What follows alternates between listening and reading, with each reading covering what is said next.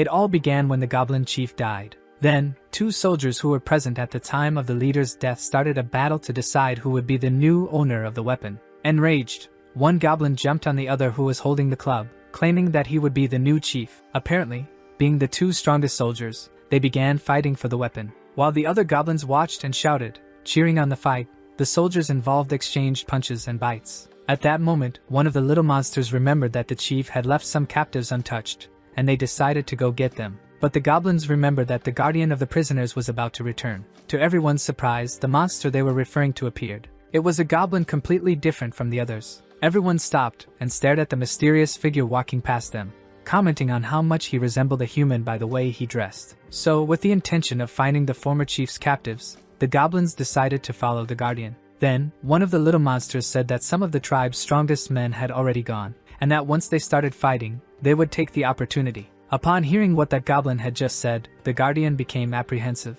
At that moment, the young man rushed towards the captive, as he was hearing cries for help. Worried about what they might do to the victim, our protagonist quickly headed in the direction of the screams. Then, the boy spotted the cave where the captive was. Upon arriving at the place where the cries for help were coming from, the guardian found goblins attacking a young woman. At that moment, one of the little monsters stared fixedly at the captive. Meanwhile, the woman became increasingly desperate, believing that this would be her end. Terrified, the girl started screaming for help, begging to be rescued. Without intending to harm the prisoner, the guardian ordered the goblins to release her. Then, apparently, the group leader released the woman and told the young man that the chief was dead, and therefore, that captive would belong to him. Afterward, the strongest goblin told the boy that if he dared to take the woman, there would be serious consequences. Quickly, the group leader ordered the others to attack the guardian and kill him. Obeying the order, the goblins attacked the young man so they could keep the woman. Our protagonist became desperate, being ambushed by so many little monsters at once. In disbelief at seeing his life being taken by those horrible, low-level goblins, the boy became determined not to die at that moment. More and more, the will to live overtook the young man. Then, something unexpected happened. Surprisingly, our protagonist drew a knife and finished off one of the attackers, leaving the others frightened. Then, the guardian showed the group that he was determined to fight for his life and would not be defeated easily. Upon seeing the young man with a knife, the little monster panicked. Fleeing the scene in terror, one of the goblins shouted to the leader to run, because the guardian had a weapon. Exhausted after managing to survive, the boy frightened the attackers. At that moment, the young woman, who was about to become a hostage of those horrible goblins, thanked her hero, who seemed very tired from the battle. But it seemed that the guardian was too weak, and the girl begged him not to die so that he could protect her. After the girl's words, our protagonist, who had once been human, began to reflect, and a screen appeared before his eyes, informing him that the system was starting. Then, we discovered that the name of our protagonist is Lin Tian, and that he reincarnated as a goblin with a system after being run over by a truck. However, the screen that the young man could see only showed him some statistics, not seeming to have other, more advanced functions that were really useful. Nonetheless, after the words of the girl he saved, the boy began to gain a better understanding of the place where he had reincarnated. At that moment, the young man started studying that world created by gods, where there were many powerful monsters. Our protagonist emphasized that humans had conquered their place on that continent using their strength. However, the goblin into which the boy reincarnated was the weakest and filthiest monster in that world. Then, Lin Tian said that his stats were so low that, even among goblins, he could easily be finished off. Looking at the girl, the young man remembered that, in that world, there was a way to become stronger, which was by creating new life with the girls. Our protagonist stated that goblins had the ability to gain strength after mating and constantly reproducing, but he didn't have any females, and that's why they kidnapped girls. Reflecting on the cruel life in that place, the boy said that he used to be human and that doing such things to become stronger was truly despicable. Then, the girl interrupted him, saying that after spending a few days with her guardian, she finally understood that he was different and that she didn't want to live with those goblins. Lin Tian is once again surprised by the girl. At this moment, the girl tells the boy that when the night order comes to rescue her, she will tell them that he saved her, and they will let the boy live in the village. Then, something seems to frighten Lin Tian. Our protagonist says that the goblins have returned to capture the girl. So, the boy asks the girl to hide. Once again, saving his protege, our boy prepares to defend her. As expected, a horrible goblin, desperate to become stronger, arrives screaming as if it had drunk spoiled milk and needed to go to the bathroom. Lin Tian shows determination not to let the girl be taken. Quickly, the boy strikes the goblin with a knife. Afterward, our protagonist informs the girl that the humans had arrived to rescue her, making her happy. Convinced that it was the sacred order, the girl runs towards her rescuers. Then, Lin Tian suddenly stops upon seeing something unusual. Our boy comes across a very powerful human defeating several goblins with a single blow. Lin Tian is amazed to witness someone so strong in that world. Next, the supposed hero who came to rescue the girl becomes irritated upon realizing that those filthy creatures had torn his Sacred Order uniform. At that moment, Lin Tian sees the surprising stats of Loader. Our boy wonders if that powerful man is really human, as it's the first time he has seen such high stats since arriving in that world. Excited, the girl runs towards her savior, calling him captain, while Lin Tian is impressed that they handled the group of goblins so easily. Then, something terrifying leaves our boy horrified. It seems the man is not there to save her. Lin Tian acts quickly upon seeing that Loader was about to finish the girl, saving her again. Like a true hero, the boy grabs the girl, pushing her away from the captain. Not understanding what was truly happening, our boy wonders why the Sacred Order came if it wasn't to rescue the imprisoned people. Irritated, Loader says it's a disgrace that a goblin managed to dodge his powerful attack. Then, as promised, the girl informs the captain that the little monster had protected her.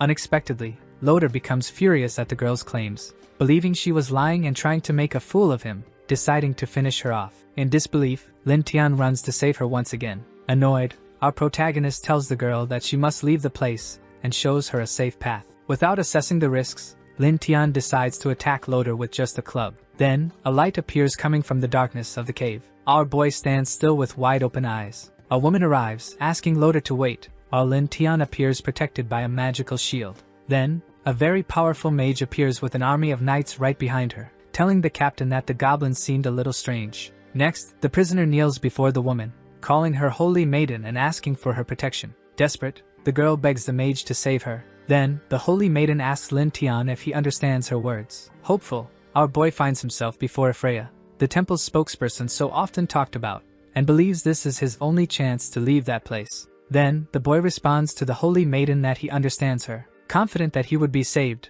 our boy tells the mage that he wasn't a monster from that world and that he used to be human, reincarnated after an accident. Loader tells the maiden that Lin Tian seems smarter than the others, and the mage replies to her ally that the goblin could be a gift from the Sacred Mother. Then, Freya asks Kelia if the boy really didn't hurt her, and the girl responds that, besides not harming her, he also protected her and gave her food. As expected, the holy maiden tells the girl that, because Lin Tian is so special, they will take him to the village first and study him thoroughly before making a decision. Smiling and exuding confidence, the mage asks the boy if he is willing to go with her to the village. Believing it to be his only hope for salvation, the boy responds to the saint that he will accompany them. After Freya frees him from the magical shield, Lin Tian says that finally someone will listen to him, and he will be able to prove his innocence. Leaving the cave, the mage orders Loader to follow her. Walking with his supposed rescuers, Lin Tian thanks his savior for her kindness, saying he will properly repay her. However, something unexpected happens.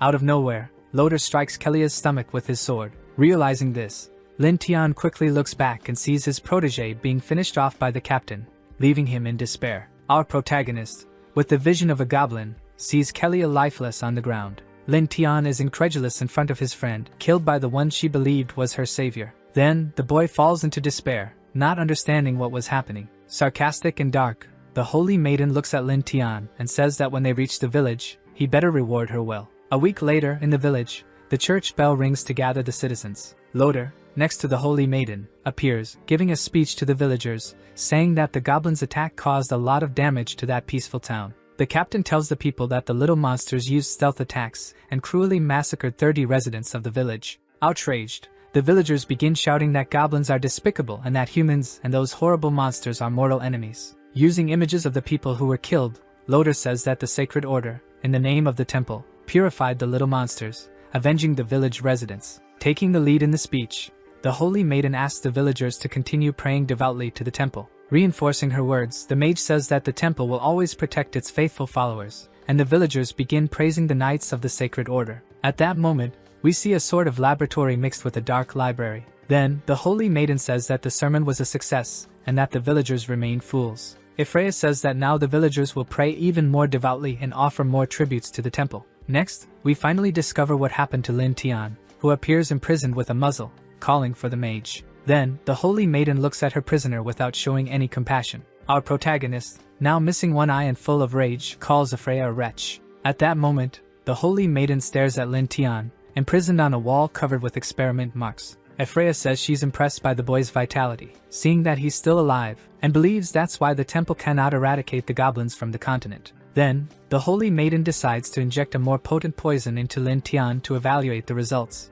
Our protagonist seems unable to bear the constant suffering from the experiments any longer. Desperate, Lin Tian remembers that the Sacred Order deceived everyone and killed Kelia, and he asks the Holy Maiden if that was what human justice meant. Then, the boy is suddenly struck by a branch to his chin. Furious with Lin Tian's allegations, the Holy Maiden says it's strange for such a weak and despicable creature to dare question human justice. Then, Freya, showing her true nature, says that goblins are nothing more than insects on that continent, and just the fact that she's speaking to him is already a great favor. Casting a spell on Lin Tian, the Holy Maiden says he should show gratitude and use his little body to contribute to human experiments and the Sacred Order. Then, the Holy Maiden creates a magic circle that begins draining the boy's energy. Lin seems almost powerless to resist that torture. Our protagonist begins to blame himself for maintaining his human compassion, even after reincarnating from a human into a low-level goblin, believing that people would be just. Tian recalls that after being taken to the village, Loder and Freya tortured him and conducted various experiments on his body, ignoring every word he said. Unfortunately, after so much torture, the boy couldn't resist any longer and was finished off by the sadistic Holy Maiden. Crossing over after death, Lin Tian says that if he could try again, he would never trust humans, and if possible, he would crush their bones. Then, something unexpected happens as the boy thinks about what he would do if he could reincarnate again. At that moment, it seems Lin Tian has gone to a virtual world, and he wonders if he's still alive. To the boy's surprise, the Goblin life simulation system is activated and asks him if he wishes to reincarnate again. Trying to understand what was happening, Lin Tian concludes that this must be his personal system, and it only activates after his death. Our protagonist is incredulous to realize that he could reincarnate again, but that he would return to the beginning as a low-level goblin. Lin Tian asks the system what yes and no represent, and he is told that if he chooses no, he will be finished, and if he chooses yes, he can return to a week ago with his current memory. Then, finally, our boy understands that the chance he had been asking for was granted to him. Our protagonist becomes very enthusiastic, realizing that he can now take revenge on Loder and Freya. Lin Tian, ecstatic with thoughts of revenge, chooses the yes option. At that moment, the system initiates the Goblin life reboot process. Our boy, furious at having been betrayed by humans, is truly determined to return and take his revenge. In addition to reincarnating, Lin Tian is also informed that the system has slightly strengthened him. Then, the boy is pleased and says that even if the strengthening is small, it's better than nothing. Next, the system informs Lin that the danger is not over and that the Sacred Order is about to catch up to him. If he dies again, it will not be possible to resurrect. Tian asks the system what it can do, and he is informed that it is possible to simulate future event predictions with different outcomes every 24 hours. Our boy grows more enthusiastic upon learning that each simulation grants him points that he can exchange for items, and that he will be able to see the future. Without wasting any time, Lin Tian asks the system to start the life simulation immediately. Obeying the boy's request, the system begins offering him some simulation options to escape from the cave.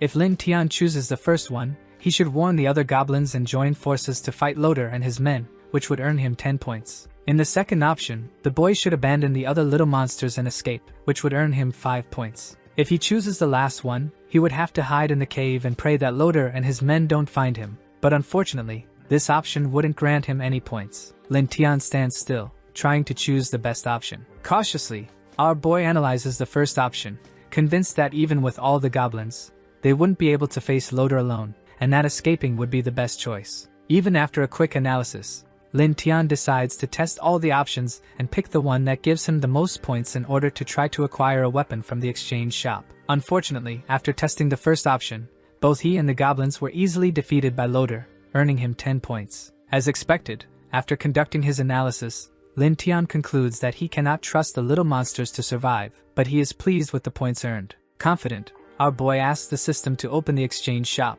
Lin Tian then comes across several powerful weapons available, but they require many points to acquire. Then, the boy spots a light and fast elven dagger, which costs exactly the 10 points he earned from the simulation. Lin Tian decides to acquire the weapon, which gives him 10% speed and 15% strength, and says that the dagger is very sharp and, by hitting an enemy's vital point, could be fatal. Concerned about his friend, our boy asks the system why he didn't see Kelia in the simulation and asks where the girl went. He is then informed that after his reincarnation, some details of the timeline changed, And in this new life, the girl wasn't captured by the goblins and lives happily in the village. Lin Tian seems very surprised by this information. Our protagonist is genuinely happy after learning that his friend is safe. Content that Kelia is alive and out of danger. The boy says that he has fulfilled his promise and will now focus on his other concerns. Analyzing the best path, Lin Tian runs toward the cave's exit, affirming that it's the best option because the weakest guards are there. One of the soldiers standing guard outside was talking about how much he hated goblins, while the other asked for patience,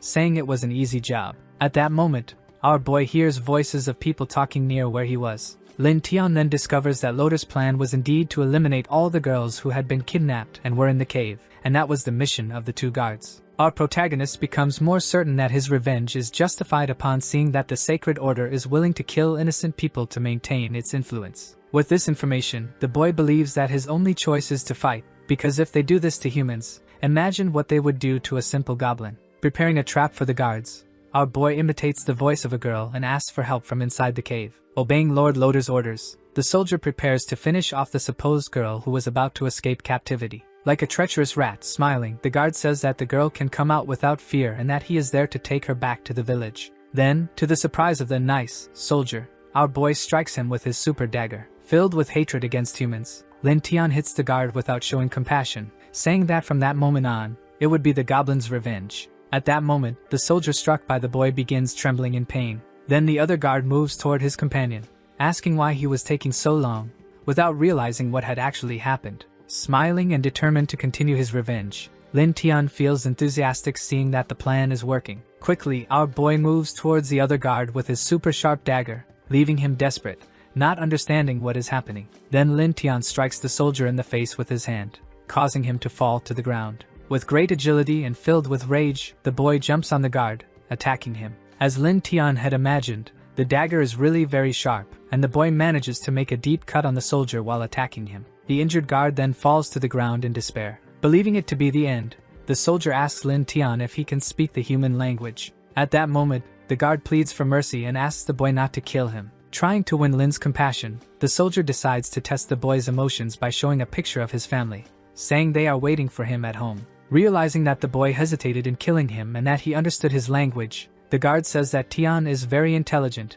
and that he was just following the Sacred Order's commands. The soldier then tries to gain the boy's trust by saying he would give him gold and fresh, young women, all while planning to draw his weapon and attack. Thinking Lin Tian was distracted by his promises, the guard, like a treacherous rat, attacks the boy, calling him a stupid beast. However, to the soldier's surprise, something unexpected happens. Using all his agility and his powerful dagger, Lin Tian strikes the treacherous rat before he could even reach him. Then the boy begins the first part of his revenge. Our protagonist is truly determined to take full advantage of his last chance at reincarnation in that world where humans betrayed him. Lin Tian is becoming more confident that his revenge will succeed. Next, the boy hears Loder's voice nearby, believing the captain is coming to capture him. The boy then starts putting his plan into action and decides to take the guard's clothes. Leaving the scene, holding the soldier's outfit in his hand, Lin Tian says that soon he will find Loder and Ephraia. At that moment, the captain and the holy maiden arrive at the place where the guards were defeated by the boy.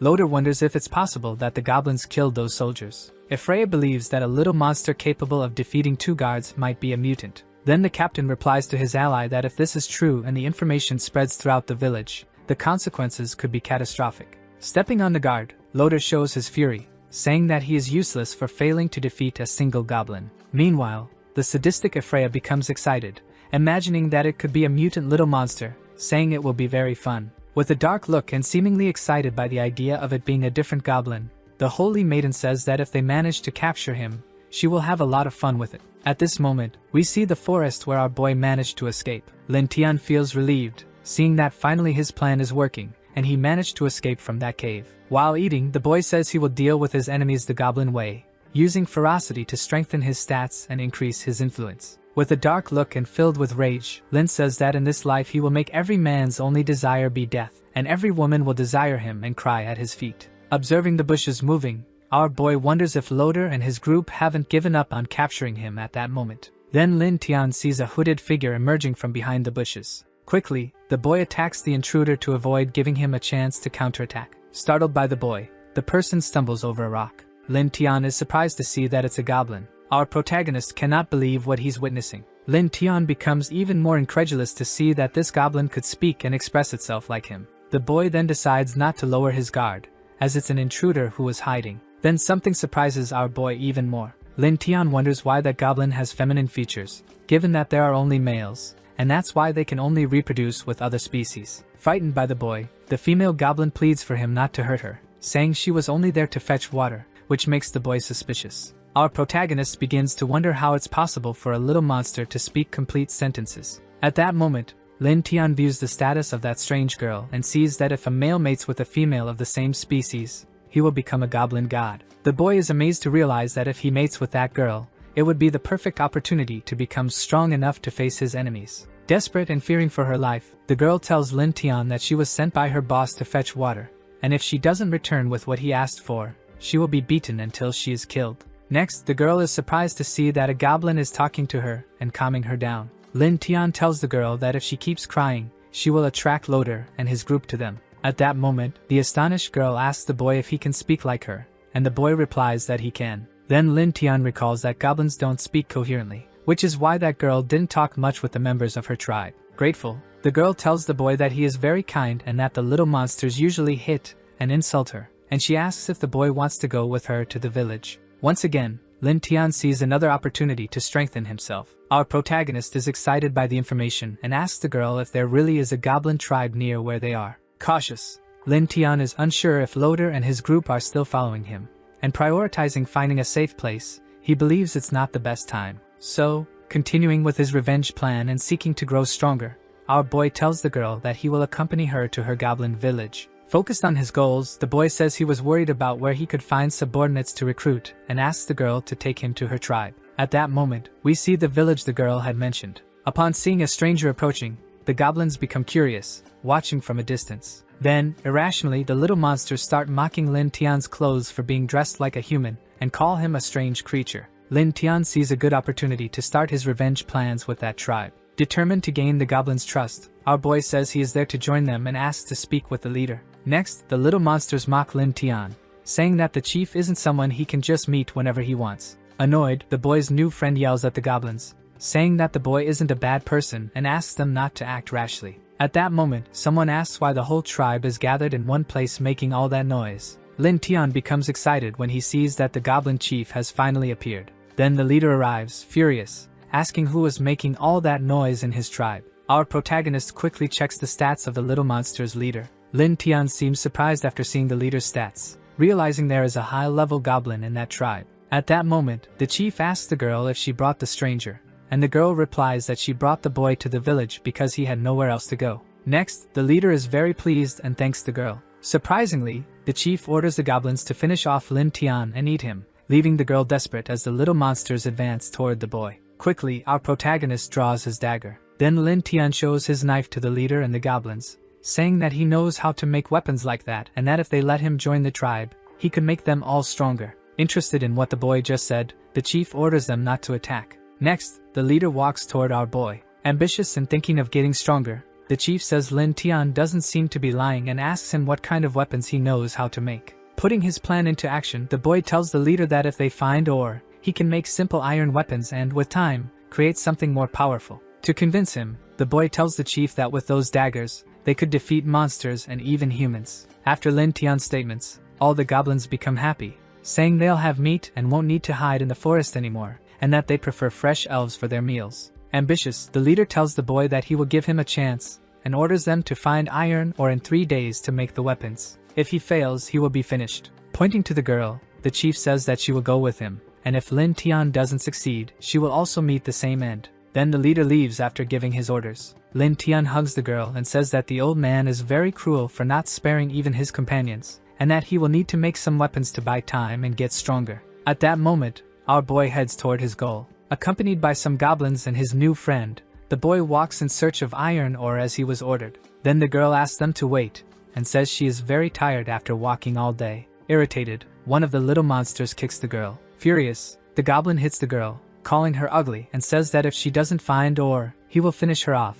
while the female goblin says she will stop complaining. Irrational, the other goblins also start hitting the girl, calling her lazy, laughing, and saying they will finish her off. Unexpectedly, our boy throws a rock at the head of one of the little monsters who was kicking the girl. Defending his new friend, Lin Tian tells the goblins that he brought them to find iron ore, not to fight. Irritated with the little monsters, our boy says that he has already explained what they should be looking for, and if they want to live, they should start obeying him. Otherwise, they will all be finished by his dagger. When threatened by Lin Tian, the little monsters tremble with fear. The goblins then move away from the girl, saying the boy will finish them with the iron weapons, and they threaten him, saying that when he finishes, the boss will not forgive him. Lin Tian becomes apprehensive, knowing that the little monsters are right. Even if he completes the task in 3 days, it will only be a matter of time before he is finished. Looking at the girl, our protagonist recalls that if a male goblin mates with a female of the same species, he will become a legendary divine goblin. Seeing his new friend trembling with fear,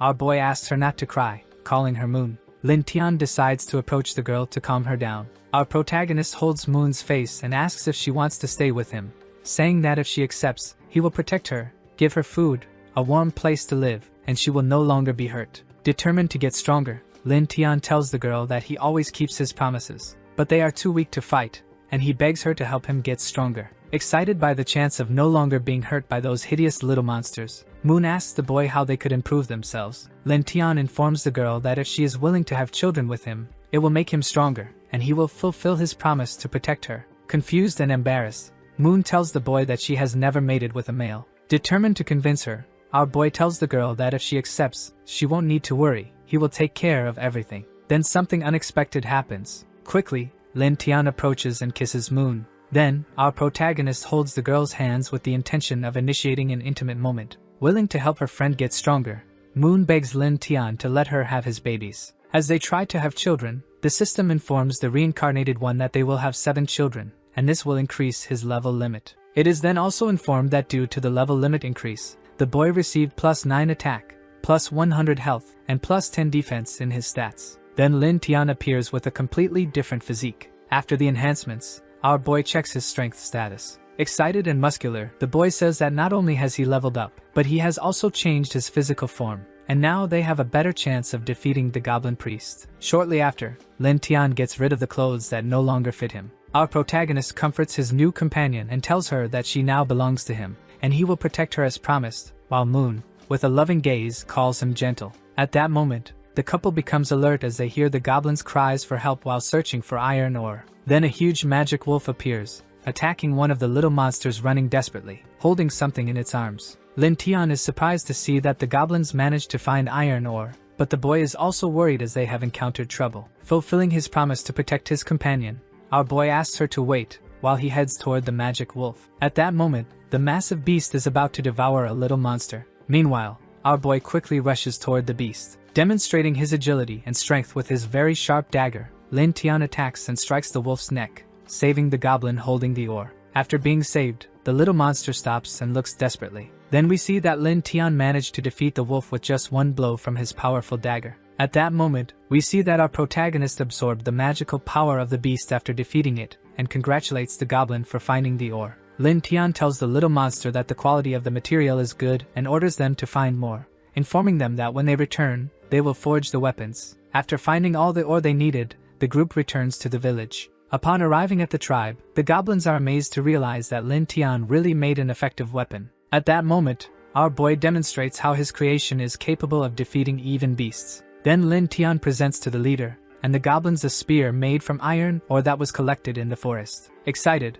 one of the little monsters, now looking different after becoming stronger from the hunt, tells the tribe that he saw the boy defeat a magic wolf, saving them. Next, in an attempt to win the goblins' trust, Lin Tian raises the spear and asks if they want that powerful weapon, and everyone shouts that they do. At that moment, the tribe's chief appears concerned about the boy's success. Taking control of the situation, the leader strikes his staff on the ground. Then the priest tells Lin Tian that he indeed did not lie. The chief praises him for truly being able to make iron weapons. Trying to prove that the boy is not a hero, the leader tells Lin Tian that if he wants to stay in the tribe, it won't be easy, and he will have to make 50 more of those spears in just 2 days. After the chief demands an almost impossible quantity of weapons in such a short time, the goblins begin to say how much worse he is, comparing him to humans. Next, Lin Tian seems pleased to realize that his plan to win over the little monsters is working. To the leader's surprise, our boy manages to deliver the 50 spears as ordered. Lin Tian informs the chief that all the weapons were made and delivered on time,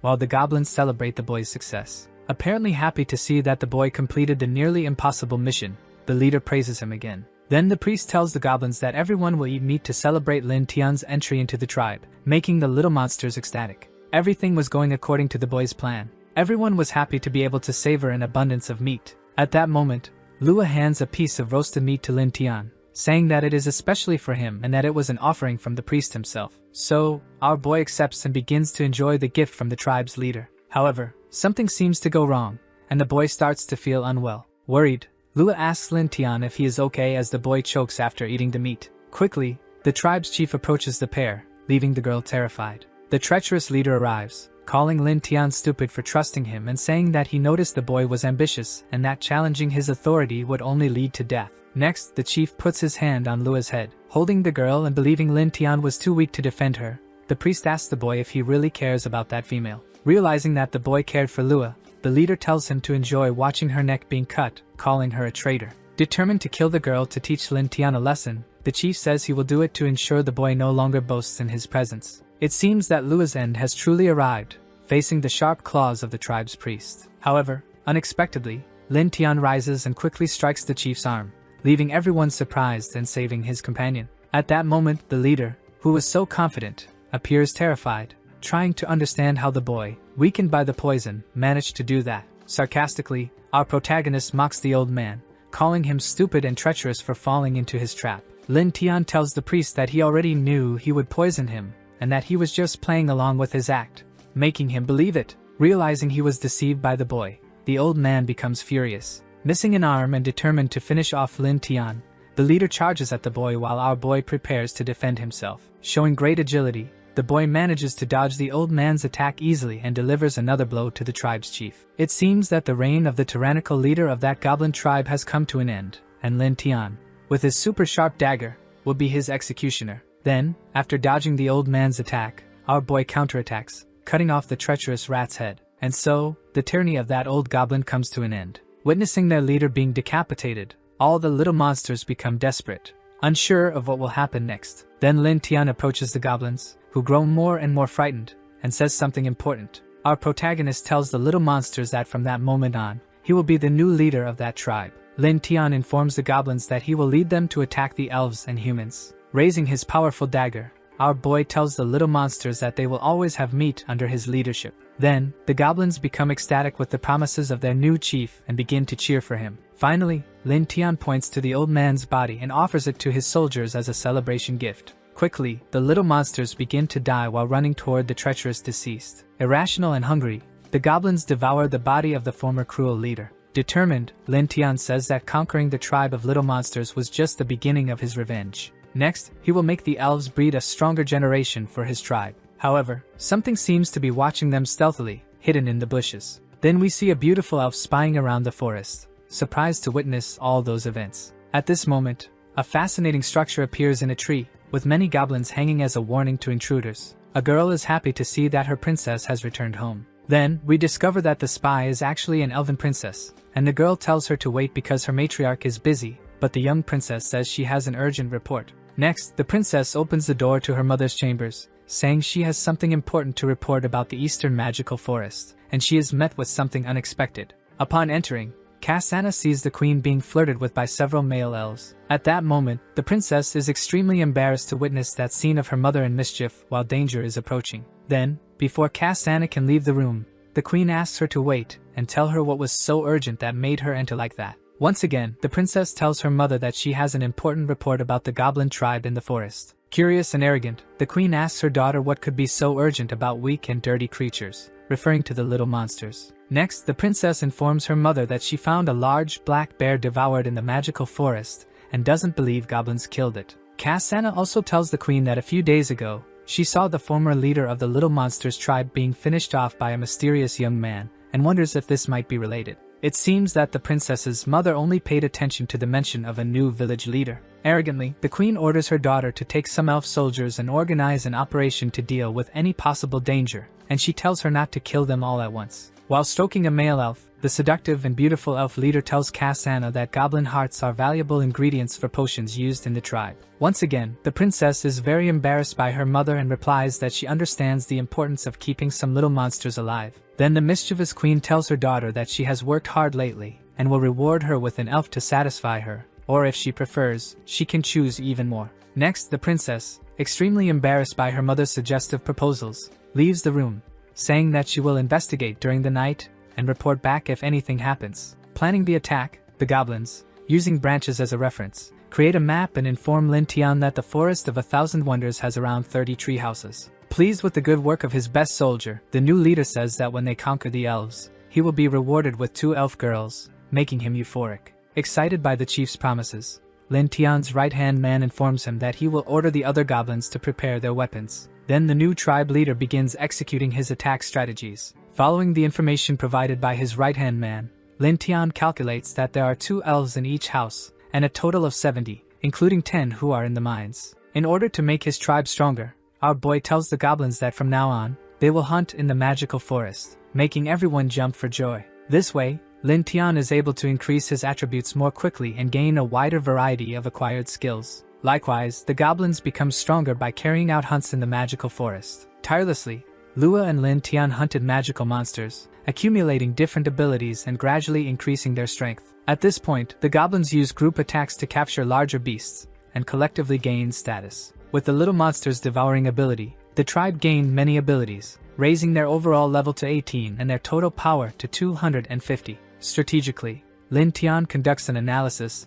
and concludes that each elf has about 200 strength. Thus, our protagonist states that the total power of the goblin tribe has already surpassed that of the elves overall. Being cautious because they are invading enemy territory, Lin Tian decides to use the system to simulate an attack and analyze the results. After the boy's request, the goblin life simulation is initiated. Our boy leads the goblin army, which has had a great increase in strength, to attack the elves with great confidence in the success of the attack. Due to Lin Tian's overconfidence, the group of little monsters falls into an ambush, and all are trapped in a snare, being finished off. Our protagonist is captured by the matriarch of the elves and hanged in the Forest of 1,000 Wonders as a warning to the other goblins. Summarizing, the system informs that Lin Tian thought he had everything under control, but in reality, he was in the palm of his enemy's hands. In disbelief, the boy cannot believe this outcome after the simulation's information. At that moment, Lin Tian realizes that the goblin tribe was being monitored all the time, and for this reason, the elves were able to set the ambush. Strategically, the new leader tells the soldiers that the little monsters have keen hearing and smell and asks everyone to focus on finding clues about the spy. Soon after, the boy is able to detect something hidden in the forest. Using his magical power, our boy finds the spy behind a tree. On a beautiful moonlit night, without realizing that her location was identified, the princess and her soldiers retreat quickly, intending to inform the matriarch about a possible attack. Then, several glowing arrows fly toward the fugitives. Surprisingly, one arrow hits the princess squarely in the buttocks. Kasana then screams in desperation, unable to believe she was captured. Shortly after, she falls to the ground. Our beautiful princess is frightened to realize that she is paralyzed by the arrow, as are her soldiers, while the goblins praise Lin Tian for hitting an elf. Concerned, our boy wonders if the prisoner's body looks strange due to the poison. Sarcastically, Lin Tian tells the princess that he didn't think it would be so easy to capture them. Happy that the plan is going better than expected, our boy tells Kasana that they arrived at just the right time. Then, the new goblin leader orders that all the elf prisoners be brought to him at the tribe. At the village, one of the little monsters yells to throw water on the elf, announcing that the boss had arrived. At this moment, we see Kasana completely debilitated. Lin Tian approaches the princess. Our boy says that apparently, goblin body fluids have a special paralyzing and arousing effect on females, increasing their chances against the elves, which is a matriarchal society. Furious and very weak, the princess asks how filthy creatures dare capture her, and even plan to attack the elven tribe. Kasana tells Lin Tian that without the matriarch's mercy, all the goblins would have already been exterminated by the elves, and if they harm her, her mother will not forgive them. Sarcastic and confident in his power, our boy mocks the princess. Then the reincarnated one throws Kasana to the ground, saying that he found it interesting she talked about mercy. Lin Tian then tells the princess that the elves she speaks of and those her subordinates talk about seem very different, and that her soldiers are stupid but don't lie. At this moment, the boy tells Kasana that her tribe could have exterminated all the goblins in the forest, but there are still many alive, and he believes it is not due to mercy. Confident in victory, Lin Tian tells the princess that she doesn't need to say anything else because tonight he will lead the goblin tribe to the elves to discover the truth. Our protagonist tells the soldiers they can divide the two prisoners that were finished off and devour their abilities. Then, the leader of the little monsters looks at the princess and says what he intends to do with her. Not imagining what was about to happen, Cassandra becomes desperate, begging for mercy, but she will be the next to be subdued by the future goblin god. After playing with the princess, Lin Tian's stats increase, granting him new abilities. Back at the elven tribe, it seems that the matriarch is insatiable, and her subjects beg for rest, saying they can no longer satisfy her due to the tonic running out. Then, the mischievous queen says they should have captured more goblins the last time they went hunting. At that moment, the subjects appear exhausted from having to satisfy the matriarch's desires, while she asks another elf about Cassandra, and he informs her that she has not yet returned. The same soldier asks the tribe's mother if she wants them to search for her daughter and take the opportunity to finish off some goblins, increasing the warriors' levels. Concerned, the matriarch agrees with her subordinate, saying that he will take some soldiers to support Cassandra against the little monster's tribe. Then, someone arrives saying the queen's daughter will not return, leaving her terrified without knowing who it is. At that moment, in the darkness, Lin Tian appears, shooting arrows toward the queen.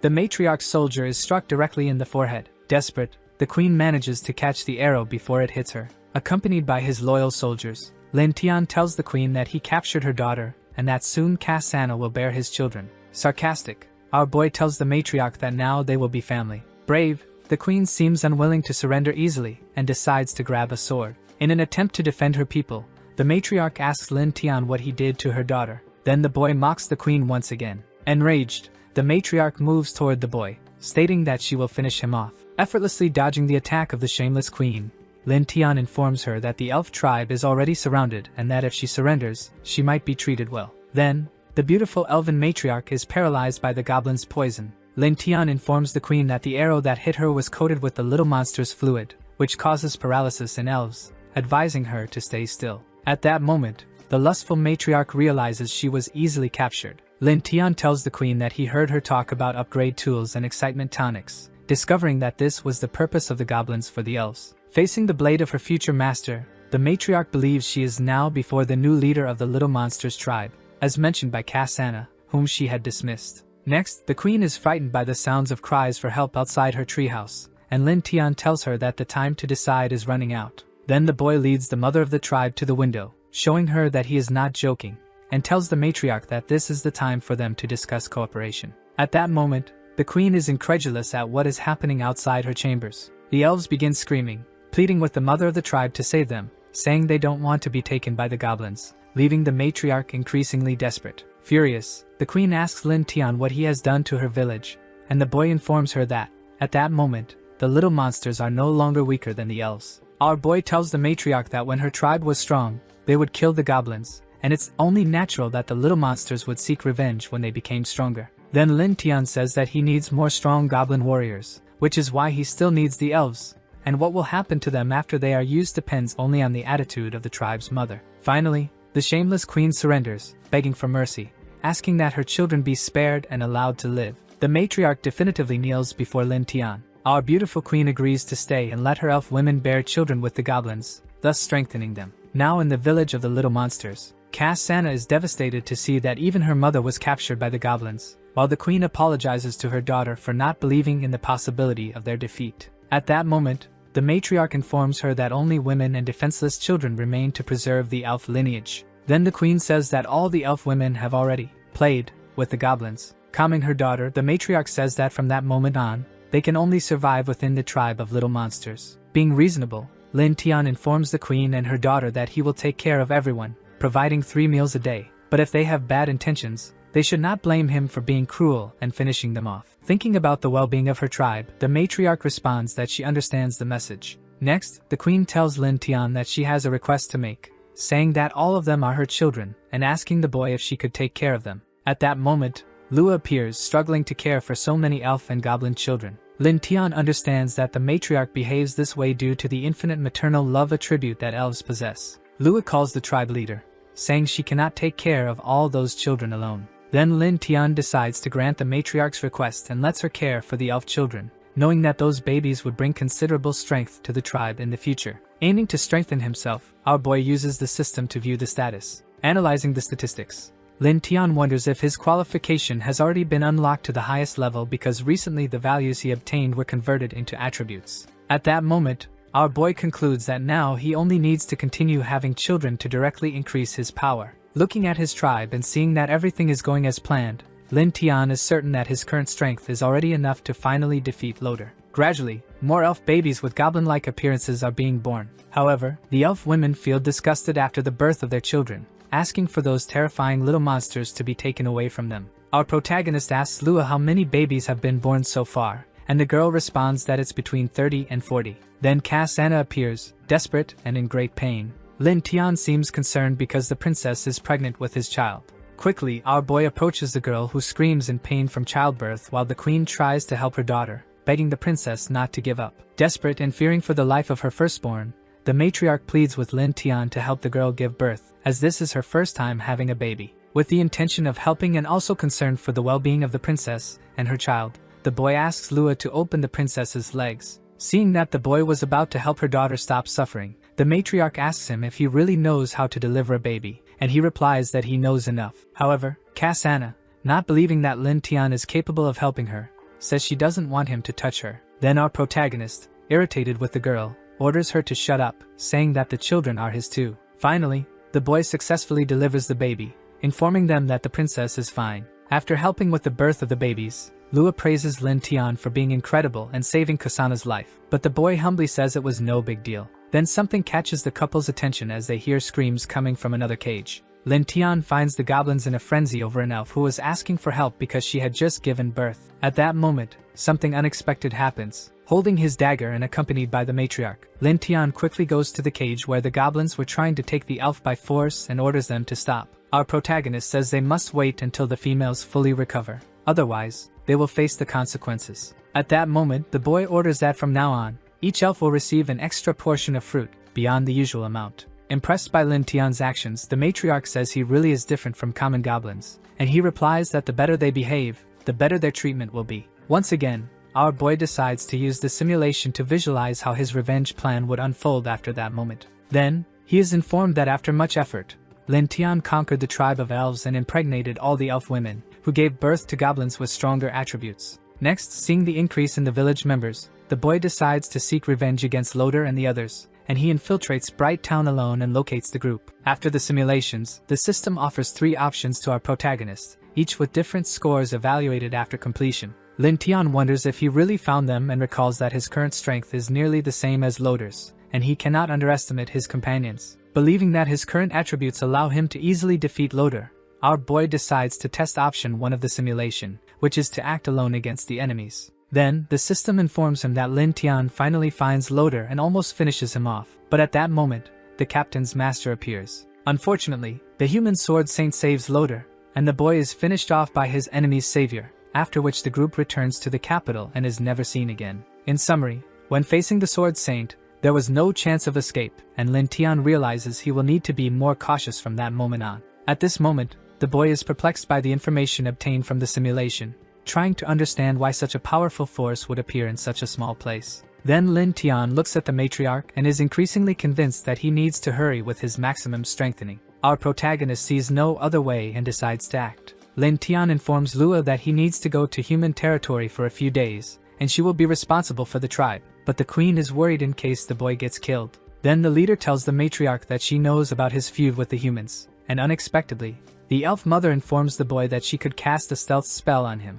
Satisfied, Lin Tian tells the queen that this is exactly what he was hoping she would say, and he is excited about his allies' spontaneous help. Our boy tells the matriarch that he didn't expect her to care about his safety, and she says she is only afraid that if he dies, the goblins will be left without a leader. Thinking about the welfare of her people, the queen reminds Lin Tian that all his children are in that village and that if he returns alive, everyone will be safe. Lua, accompanied by the matriarch, tells our protagonist that she will take good care of the tribe in his absence while the boy heads toward his goal. Now in Bright Town, the people walk calmly as some soldiers patrol the area. It seems to be a patrol team ensuring the security of the area. Upon witnessing so many soldiers guarding the city, Lin Tian wonders if the Sword Saint has already arrived. However, our boy remembers that he spent the entire day gathering information and heard no news about her. Our protagonist finds all this patrolling strange. Then, Lin Tian notices that some people are heading to the same place. Quickly, the boy goes there. Then he finds people looking at the ranking of adventurer teams in the Bright City.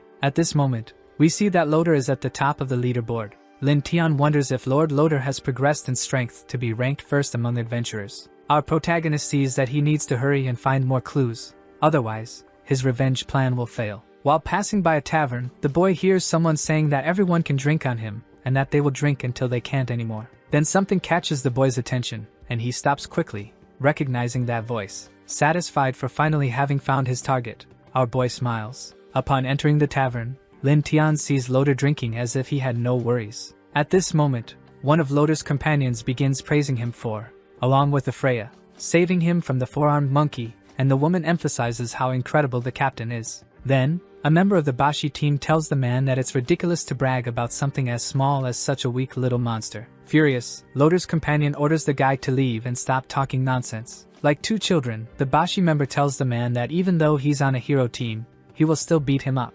Impatient, the tavern owner says that recently the dragons entered mating season and are capturing livestock, and if they are as strong as they claim, they should stop it. At that moment, this information grabs Lin Tian's attention, who was drinking discreetly. Then, the man reinforces that if the evil dragons attack Bright City and the capital doesn't send reinforcements in time, the adventurers won't be able to repel the horde's attacks, meaning everyone is about to face darkness. Confident, Loader decides to say that there is nothing to fear because he personally called his master, the Sword Saint, and together they will unite forces against the dragons and defeat them. All the warriors in the tavern are astonished by the captain's claims, for he has so much influence with someone so powerful. Euphoric with the information, the soldiers begin to praise Loader, saying that if they succeed, he will be named the hero of Bright City. Then the captain stands up, saying that he will offer drinks to everyone present as a pre-celebration for the arrival of the saint and for eliminating the dragons. After hearing all that information, Lin Tian sees an opportunity to strike at his enemies using the arrival of the beasts in the city and leaves the place. Loader, seeing the boy leaving the tavern even after he offered to pay for all the drinks,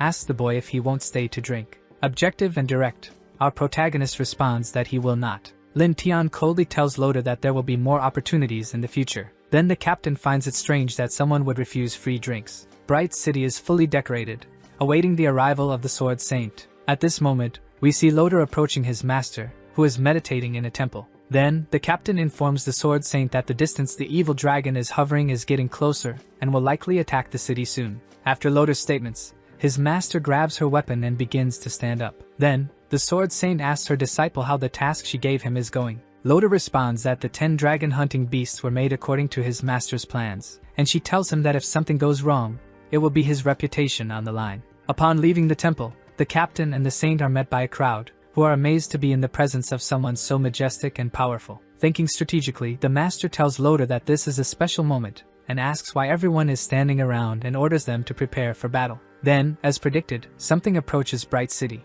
A huge flying beast appears, already holding a resident in its claws while everyone runs desperately. The saint then informs them that it is a scout dragon. At that moment, the master says that when he appears, he soon attracts the entire horde of dragons and orders Loader to take his companions and follow her to the walls. Soon after, a goblin approaches Lin Tian, informing him that a dragon has arrived in the city. The little monster tells the leader that he went to check and saw many soldiers on the wall, asking what they should do. Cold and calculating, Lin Tian informs them that the time to attack their enemies is almost upon them, but for now, they will wait. Like a true strategist, our protagonist, alongside his many high-level goblins, says it's time to enjoy the show. At that moment, several dragons head directly toward the shining city. However, unexpectedly, a beam of light strikes one of the flying beasts directly on the wing. Loader and Freya are shocked to witness what those weapons are capable of. Then, the Sword Saint, after hitting the dragon and demonstrating how to use the ballista, asks the soldier if he understands how to use it.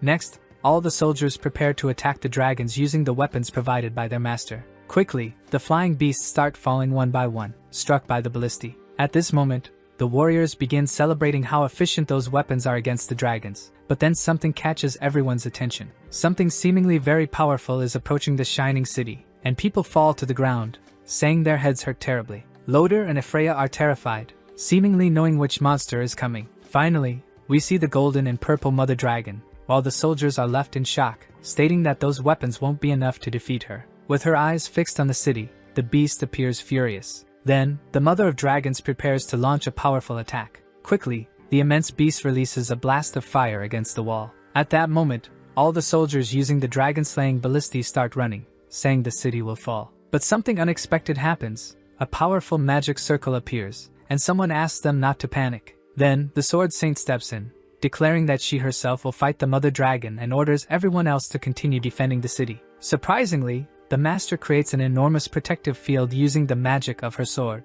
At that moment, we see that the barrier created by the Saint not only protected the city from the Mother Dragon's attack but also prevented the other beasts from attacking the wall. Lin Tian, cautious and waiting for the right moment to strike, watches the battle from atop a mountain. Our protagonist isn't surprised that the Saint managed to defend the city from the Mother Dragon's attack, given her stats. However, he admires the immense power that the massive beast demonstrated upon arriving and attacking the city. At that moment, Lin Tian examines the impressive stats of the Sword Saint and discovers why she was able to neutralize the Mother Dragon's attack without much difficulty. Then, our boy emphasizes that Loder's master is indeed very powerful and feels relieved that it won't be necessary to fight her for his revenge. Lin Tian states that the Mother Dragon is weaker than the Saint but has superior endurance. Our protagonist says that even though the master managed to strike the beast with her sword, she won't be able to defeat her easily. Seeing that the Saint is occupied fighting the Mother Dragon, Lin Tian says this is the golden opportunity he had been waiting for. Determined,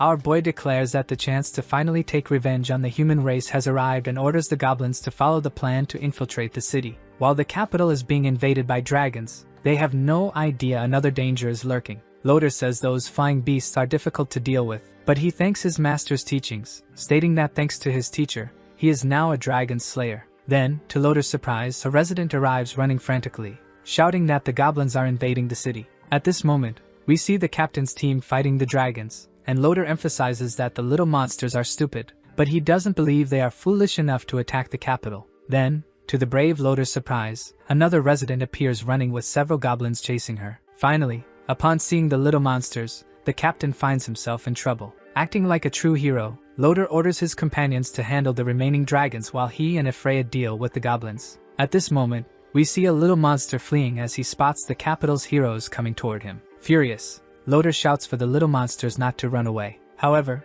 it seems the goblins had planned that unusual retreat. Then, finally, Loder and Ephraia are captured by the little monsters, following Lin Tian's plan. In an attempt to free them, the captain's companions shout that they are coming to save him, but they can't get close due to the number of goblins surrounding them. Unexpectedly, the vengeful Lin Tian arrives unnoticed in the middle of the battle. Loder tries to warn them of the danger approaching from behind, but before the warriors can defend themselves, Lin Tian swiftly finishes them off with his super sharp dagger. At that moment, Loder and the Sword Maiden are left in despair, witnessing a goblin defeat their companions with such agility. Sarcastically, our boy approaches the two prisoners, mocking them, saying he couldn't believe they were captured so easily. Brave and furious at seeing his warriors being defeated, Loder yells that he will finish off all the filthy goblins. However, Lin Tian kicks the captain, telling him to take a better look around and stop talking nonsense. Then, our boy orders the little monsters to take Loder and Ephraia through the sewers and out of the city, while the rest follow them to the walls to destroy the crossbowmen.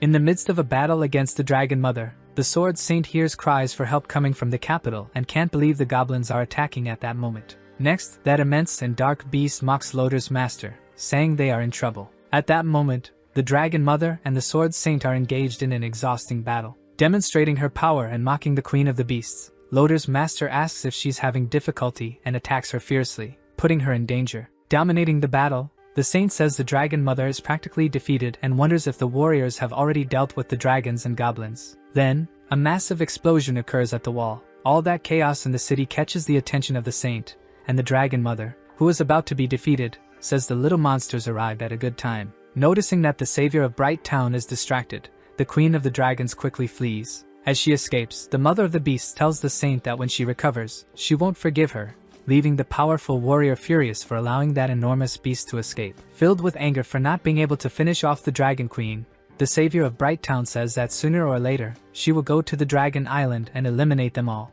After all the chaos in the city comes to an end, the Saint returns to the ground, irritated to see that Loder and his group weren't even able to eliminate simple goblins. Then, one of the warriors informs the city's savior that the captain and Ephraia were captured by the little monsters. Next, the Sword Saint is incredulous after hearing the information. The warrior tells his savior that those goblins were not normal. At that moment, a member of the captain's group tells the Saint that the little monsters were as strong as the great races, and not even Loder could defeat them. Furious and thinking about rescuing her warriors, the city's savior declares that she will go to the enchanted forest to exterminate all the goblins. However, a local resident grabs the saint's arm, begging her to stay in the city, because if the dragons or the little monsters return to attack, they will be finished. Then, everyone starts begging the savior to stay, saying they are citizens of the temple and the empire and must also be protected by her. At that moment, the sword saint agrees with the residents that she should protect them, in comparison to a member of the hero's group, because that is her real responsibility. Back at the goblin village, everyone starts celebrating upon seeing that the tribe's leader has returned. The little monsters of the tribe are astonished to see that Lin Tian has returned with human prisoners. Without mercy, the holy maiden is thrown to the ground. At that moment, one of Lin Tian's soldiers orders the prisoners not to cause any trouble. Loder is surprised to see that the goblins had captured several elves. Meanwhile, Freya comments that she believes there is a hero in that tribe. Loder asks his companion if she has already recovered, and the girl responds that the poison in her body is strong, but her sacred constitution will soon be complete. Upon hearing Freya talk about her powers, Lin Tian sneaks up, mocking the girl, saying he didn't imagine she could recover so quickly. At that moment, the girl enters a state of despair, asking our boy how he knows her name and what his intentions are in capturing them. With a dark look, Lin Tian approaches the holy maiden. With deep hatred in his heart, our protagonist digs his claws into the girl's thigh. Next, Freya screams desperately in pain while Loder watches helplessly. Then the captain yells at Lin Tian to stop torturing his companion. But upon yelling at the leader of the goblin tribe, the brave Loder is struck by a little monster. Furious with Lin Tian, the captain asks him if he is aware of the consequences of capturing them, warning that the sword saint will find them and exterminate them. Confident, our boy says that Loder's master will also become his prey, and that he is just waiting for the right moment. Even if she tries to find them, she never will. Continuing with his plans, Lin Tian informs the Goblin Quan that he will be responsible for everyone from the second generation and orders them to go to the forest to hunt some monsters. Certain that he would be hunted by humans, our boy decides to hasten his evolution and conduct an interrogation with Loder, pressing his foot on his chest. Lin Tian asks the captain if they enjoy capturing goblins and torturing them in secret as they did to him in another life. Loder then seems unaware of what the boy is talking about. But Lin Tian gets irritated and says the captain is responding too slowly and decides to take action. With great hatred in his heart, our boy cuts off his enemy's ear, and Loder curses him, saying it hurts a lot. Consumed by rage, the captain tells Lin Tian that everything they do is to protect the human race and that their duty is to exterminate goblins, which are cursed creatures. Sarcastically, the boy mocks Loder's statements, saying they probably hunt the little monsters to increase the hero group's stats. Demonstrating that he knows them well, Lin Tian says that finishing off prisoners along with the monsters is easier than saving them, and he asks how many humans have already died because of this so-called justice. At that moment, Loder seems truly surprised by the boy's accusations. Freya, already very weakened, is also incredulous, wondering how a simple goblin knows so much about what they do. Completely consumed by hatred, Lin Tian tells the two of them that, unlike them, he doesn't need to pretend, and because he is an evil creature, he will teach his enemies a lesson. Practically powerless, Freya begs Loder to save her. At that moment, the girl starts pleading for mercy. Loder falls into despair as he watches his companion being tortured. Then Lin Tian tells the saintly maiden that at this moment he will return her own words to her, and that the lesson is only just beginning. He tells her she better hold on tight. Our protagonist then grabs the prisoner by the neck and says he wants her captain to watch what will be done to her. Darkly, Lin Tian hands Freya over to the goblins and says he wants to see how much she can endure after being tortured by them all. At that moment, Loder is in disbelief, realizing he will be forced to watch his companion be tortured without being able to help her. Then all the little monsters begin to approach the saintly maiden as the leader had ordered. Afterward, a goblin arrives, telling another that it is now his turn to guard the prisoner. The little monster who had been the guardian informs him that Lin Tian ordered her to be kept alive. At that moment, we see how weakened Freya became after all the torture, and the guard says she is still fine as ordered. Loder asks his companion to hold on, and the very weak girl tells the captain that he doesn't need to worry because she's not suffering. Then the prisoner is reprimanded by the guard, who says he has no right to speak, pressing his head down with his foot. Meanwhile, as the queen of the elves takes care of her baby, she asks her daughter if Lin Tian truly holds a grudge against humans, and the girl emphasizes that they are indeed in trouble. Upon hearing the elven mother's doubts, Lu arrives, informing her that the boy had already mentioned that he would take revenge on humans, and for this reason, he likely does hold a grudge. Fascinated by Lin Tian, the queen of the elves highlights how determined he is and that he never lets an offense go unanswered, which is why he is the most special goblin she has ever seen.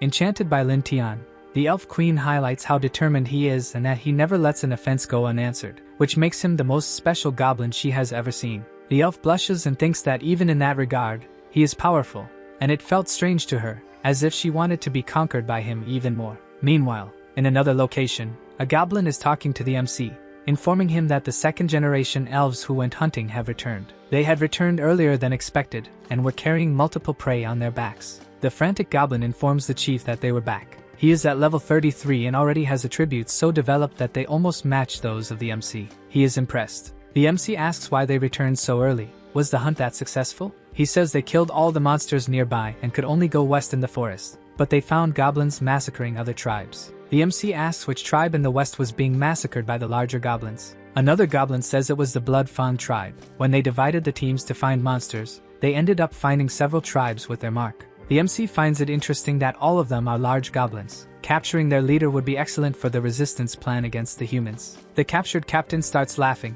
calling them fools. Did they still dare to dream? They would be swiftly defeated by the knights. The MC turns and says that if he hadn't opened his mouth, he wouldn't have even remembered the existence of humans. The goblins approach the captain, but the MC says there was still another human there. The captain desperately asks what they were planning. A goblin is grabbing the human's face by the mouth, saying that finally, it was his turn, and the human's skin was too soft, making the captain desperate. Evelia is silent, forced to watch the entire scene. A few hours later, the captain is exhausted, lying face down, practically unconscious. Night falls, and a goblin asks Lin Tian if they are going to attack the big goblin's tribe, to which he confirms that they are, and that they will capture their leader. He even had a new name for the tribe, Sky Mad Tribe. The goblins start shouting and celebrating, calling him powerful. The tribe now has a name, and they start chanting it incessantly. An elf says they must be very strong since they defeated so many tribes. But the protagonist says not to worry because he has confidence. He still has a trump card he hasn't used yet. And with that statement, we see Evelia tied up and nearly fully unclothed. The next day, we see the protagonist watching from somewhere with a very good view. He could see everything perfectly. It was time to see their power. He was aiming at the Blood Fawn tribe in the enchanted forest. There were indeed many large goblins, but he thought it was possible to deal with all of them. He sees the leader approaching and notices that the goblins seem very afraid. In fact, it was impressive. The leader of the Blood Fawn tribe was, in fact, a goblin hero. The MC notices that he doesn't seem that powerful. With a combat power of 900, a dozen goblins would be enough for him, but capturing him alive would be difficult. The paralyzing poison wouldn't be as effective on a guy as big as him, so he would have to think of another solution. He speculates that if he could use the imprisonment magic that Evelia used on him on that guy, then he decides to go see her. Back at the Sky Mad tribe, a goblin approaches Lin Tian and says he did as ordered. The human was almost done, and the MC congratulates the goblin on a job well done. The girl begs to be freed from sight because she would redeem herself before the Lord. The MC wipes her wounds with a warm cloth, and she asks who he is, not yet looking back. When she turns and sees the protagonist, she starts screaming for him not to come closer, trembling. She screams that she was going insane, that he was a demon. She felt so much pain. The MC slaps her face, grabs her by the back, and gives her a hug, saying that the punishment was over. She cries, asking if it was true. He pulls away from the hug, saying that he keeps his word, but she needed to choose her belief. She asks what belief, and he replies that it was to choose between believing in God, or believing in him, becoming his pet and escaping the endless pain. He says this while caressing the top of her head, and she trembles. Evelia had already made her decision, as the next moment she takes a deep breath, and begins to lick the protagonist's fingers. And he says, "Very well, Evelia," while caressing her face. Lin Tian says that, from now on, he will be her only master, and she will be called his little pet. Evelia is on all fours, barking and calling the MC her master. He picks her up, and takes her to a hot spring. He removes her clothes, and bathes her. The pleasure of the bath makes her say she will do anything for him because he is kind to her. He says that's perfect, continuing to bathe her. Then, the protagonist says he wants to see Evelia using the Holy Light Prison ability, and she asks what that is. He shows her a book after the bath, and she asks if the Holy Prison is what's in it. Evelia focuses, begins to pray. Her body levitates slightly as she begins channeling the power, and then a gigantic prison appears before her. The MC is impressed by Evelia's power. They are walking through the tribe's prison. The captain senses their presence while he's imprisoned, and starts yelling for Evelia to attack the MC and heal his body as soon as possible. The MC says she surrendered to him willingly, and the captain doesn't believe it. She was the daughter of the holy church leader and wouldn't give in so easily. The MC commands her to kneel and says she's doing all this of her own free will, and she obeys immediately, kneeling and smiling at him. The captain becomes desperate upon seeing this scene. He leans against the bars, grinning and drooling with rage, saying that his actions will make the goblin race disappear from the world. The sole purpose of the goblin race's existence was to be exterminated by humans. The Holy Church would eliminate them all. Lin Tian didn't expect this to be Evelia's identity, so he thanks the captain for this information and orders the goblins to give him plenty of trouble. He calls Evelia to leave. Now it was time to take care of other business. They are leaving, and the MC says they will take control of the Blood Fang tribe. Already at the place where the tribe is hiding, a goblin is talking to the chief, reporting that everything is ready, trembling with fear in front of the leader. The chief stands up, saying they will attack the tribe to the south. They will capture all the elves and have fun with them, and the goblins start to get excited, shouting about their chief's power. Someone yells for the chief, saying a goblin invaded the tribe and is looking for him. The chief turns, asking where this inferior goblin came from. The MC approaches, saying he is a heroic level Blood Fang goblin with intelligence similar to humans, and he's there to talk to him. Some goblins ask if he's some kind of mutant, but he says no, he's just a bit smarter than regular goblins. But it's not time for idle chatter. He is the leader of the Sky Mad tribe and is taking their chief with him. For the other goblins, there were only two options: submit to him, or die there. The chief asks if the MC is the head of the tribe that breeds elves. The MC says his genes are good, and invites him to come along. The hero goblin calls him an idiot, and, shouting for him to shut up, grabs the protagonist's entire head with one hand. He lifts the protagonist by the head, saying he didn't expect him to come to him. When he's done with the MC, everyone in the tribe will be his. The goblins start chanting for the chief to crush the MC, but the MC, unfazed, says the conversation is useless. If he didn't want to capture the Blood Fang tribe chief alive, he would have already finished him off. The protagonist cuts off the goblin's hand with a somersault strike, and he cries out in despair. The chief falls to the ground, clutching his arm and ordering his followers to destroy the protagonist. The goblins charge at the protagonist to avenge their chief, and Lin Tian snaps his fingers, ordering them to leave now. A knife pierces through the chest of a Blood Fang goblin. The goblins of the Sky Mad tribe begin to appear from their invisibility ability, and the enemy asks how that is possible without making any noise. The MC's servant says that's due to the Silent Steps skill, and shouts to destroy all the Blood Fang goblins, as it was an order from the chief. The enemies become desperate. Several warrior goblins had appeared, and everyone there had fallen into the MC's trap. He had used the negotiations to make them vulnerable, drawing all attention to himself. The goblins were no match for the chief, so he could escape without any issues. But even while escaping, he shouts that he has to kill the MC first, then charges forward to punch him. The MC stands with his arms crossed and simply says Evelia's name. She then begins to cast the Sacred Light Prison. A radiant cage appears, imprisoning the goblin hero, leaving him confused about what had happened. It was a light spell, and goblins couldn't use light magic. Enraged, he witnesses a scene that shocks him. Evelia is at the MC's feet, calling him master. He praises her, saying she was a good girl and had grown even stronger after joining his side. She begins to thank him for the compliments. Some time passes, and we see the goblin hero chained with light magic, calling the MC a scoundrel, while Lin Tian tells him to be a good breeder. Back at the tribe, the goblin chief was chained to a rock, and the MC says that taming him took quite some effort. Cleaning his knife, he says he's finished, and now the goblin poses no threat. The captain is impressed by the capture of a goblin hero, and wonders how he managed such a feat. Lin Tian speaks with Lua and tells her to let the other goblins handle the artificial insemination task. She should just supervise, and she agrees. He hands Evelia over to Lua, saying that she's now under her care, and Lua agrees. He tells the elf queen to help him get ready because he's going to meet a friend. She confirms if it's really a friend, and he says yes, it's a very important friend. Judging by Loder's arrogance, human forces would arrive soon, and they might not be able to face them,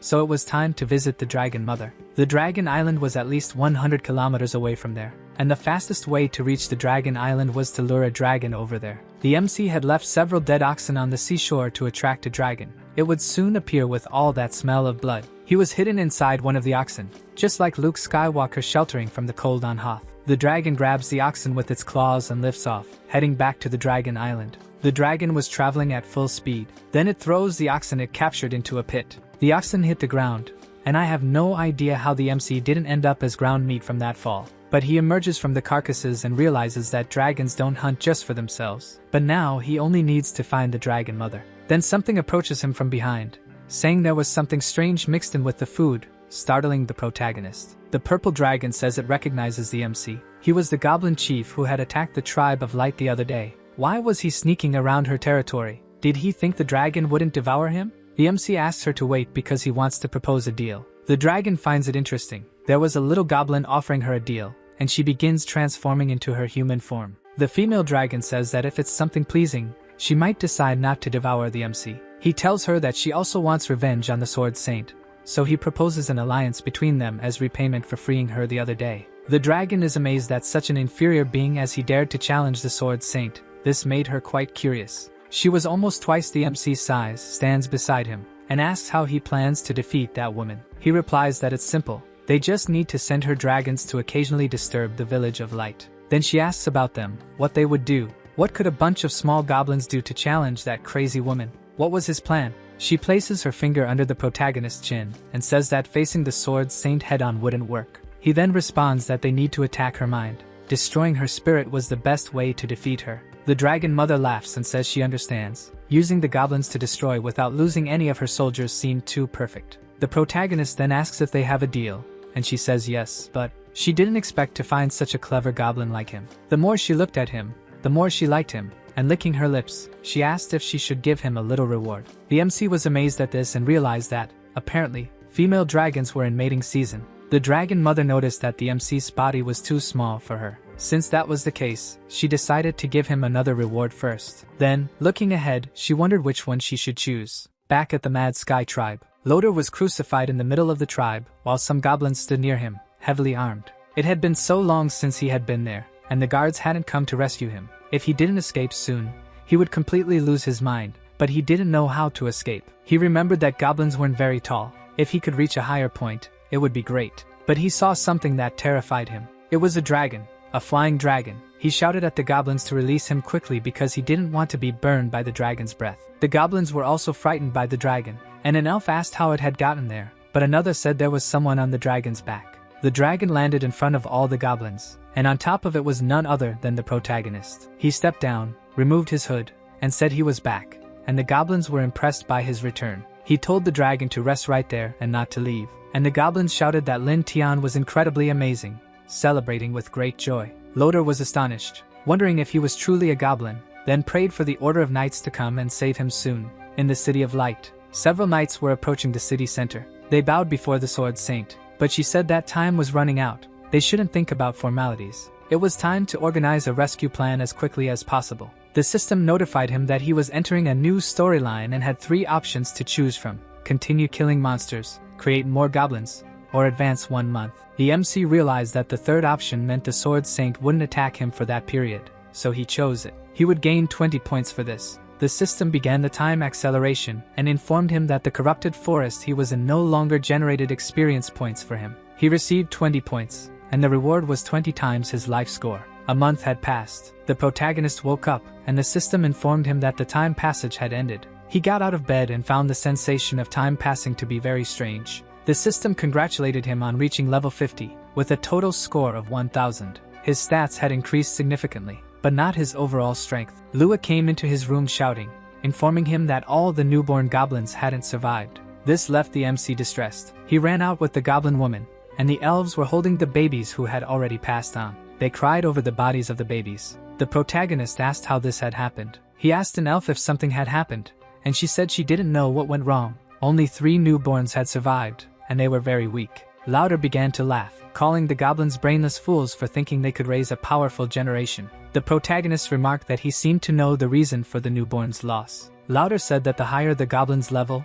the harder it was for offspring to survive. He couldn't rule the world with reproduction abilities alone. The MC thanked Lauder once again for the valuable information, even though it had come too late. He turned away and told the goblins that Lauder was all theirs, but they shouldn't finish him off too quickly. The goblins thanked him for this. Lauder shouted that he was too cruel. He would become a vengeful spirit and never forgive him. The MC thought it was too late to create a new generation of heroes, but they needed this to fight against the Sword Saint. Without them, it would be challenging. He began to wonder how he could evolve the goblins quickly. Just then, the dragon landed behind him. It approached the MC like a cat, and started using its head to nuzzle the protagonist, and he wondered what was happening with her. The dragon was entering a transformation state while in heat. This situation was very special for him, and she finished transforming. So, this was the special situation, the gift the dragon mother had left for him. The female dragon begins advancing on the MC, making him nervous. She jumps on him, throwing Lin Tian to the ground. and with a passionate look sits on his lap,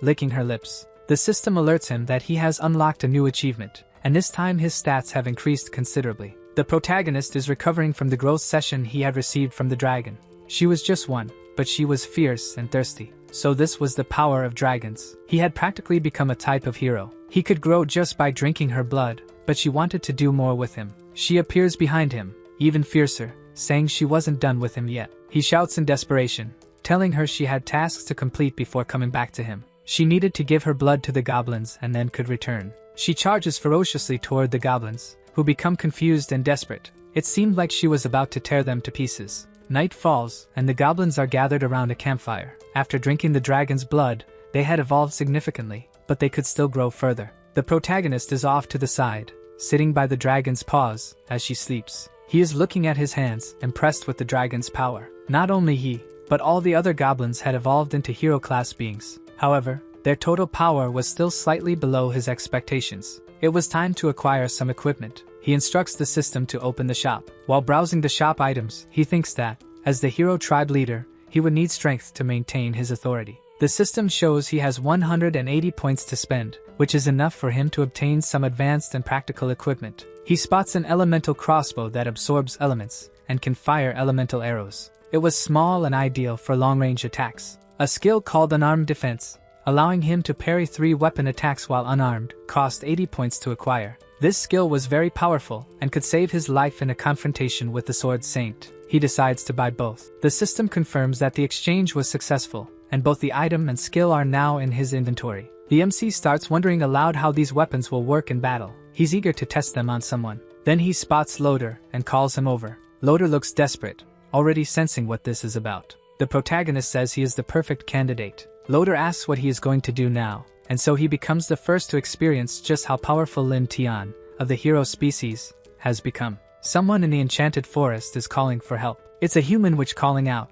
while another companion says that insignificant creatures don't interest her. She would prefer to be with the Sword Saint, hunting dragons. A third person comments that the dragon mother is a big problem, and this task was easy. He finishes by saying they shouldn't waste the opportunity that Loader gave them to gain glory. The witch notices something happening ahead and alerts the others, who prepare for battle. A giant spider appears in front of them, and the fight begins, even though the little witch is afraid of spiders. The archer lands a precise shot to the monster's head, and remarks that it was just a level 3 insect, nothing to make a fuss about. The warrior tells them to wait because something else is coming. It was a giant goblin, and it belonged to the hero species, advancing on the 3 adventurers. They comment that he seemed to be the leader. It was pretty easy to find him. They prepare for battle, already celebrating an anticipated victory, confident the mission's credit would be entirely theirs. The warrior instructs everyone to begin the attack on the goblin and to provide cover for him as the monster lets out a war roar. One of the knights asks the captain to wait a moment. He requests to take that one on himself, as he had already defeated several goblins along the way,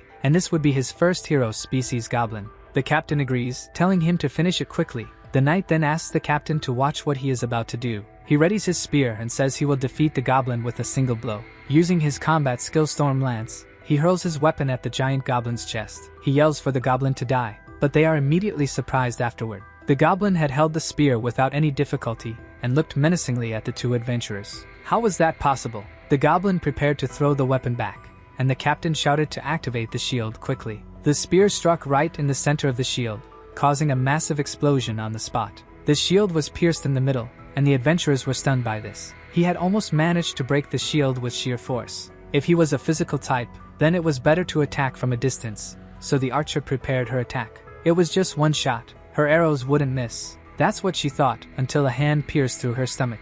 She looked back in desperation, and another goblin was laughing behind her. It was an assassin goblin. The archer lay on the ground after the blow, and the swordsman shouted for them to keep the formation and surround the archer in the center as quickly as possible. The witch screamed for the captain to look in her direction, and he turned around to see what it was. Several goblins of different sizes and classes were approaching the group. The scene changed, and someone was calling for help in the forest again. But this time, it was the group truly asking for help, not just bait to attract monsters. The goblins were celebrating their victory, and the humans were now theirs. One of the goblins said the witch was his. He was going to do something, but was interrupted by another who said that the spoils belonged to the tribe. The chief had said humans should be captured, but one had escaped, and he deserved nothing. The four-armed goblin shouted that they had already killed so many humans. They were strong enough to decide what to do with the spoils. The goblins there began to rebel, saying they were the strongest, and the tribe should follow what they said. One of them said the big brother was the strongest there, so they would follow him. He looked at his reflection in the sword and decided to take the spoils to the tribe first. Back at the tribe, everyone was informed that the heroes had returned. They had captured several humans. They were truly incredible. The leader of the group was named Goblin. The protagonist was sitting, and one of the elves, looking very nervous beside him, asked if he could still control them, but he didn't respond. The four-armed goblin lifted the human captain, saying that he was his and that he was going to eat him. Lin Tian approached him, asking him to release the human he was holding because he had information he wanted. The goblin looked down, sneering at the protagonist's eyes, and gave an ugly smile, saying that if he wanted the human, he'd have to trade him for one of his women. The women were shocked and scared, but the protagonist raised his arm to prevent him from even thinking about approaching them. The MC looked up, anger in his eyes, asking if he knew what he was saying.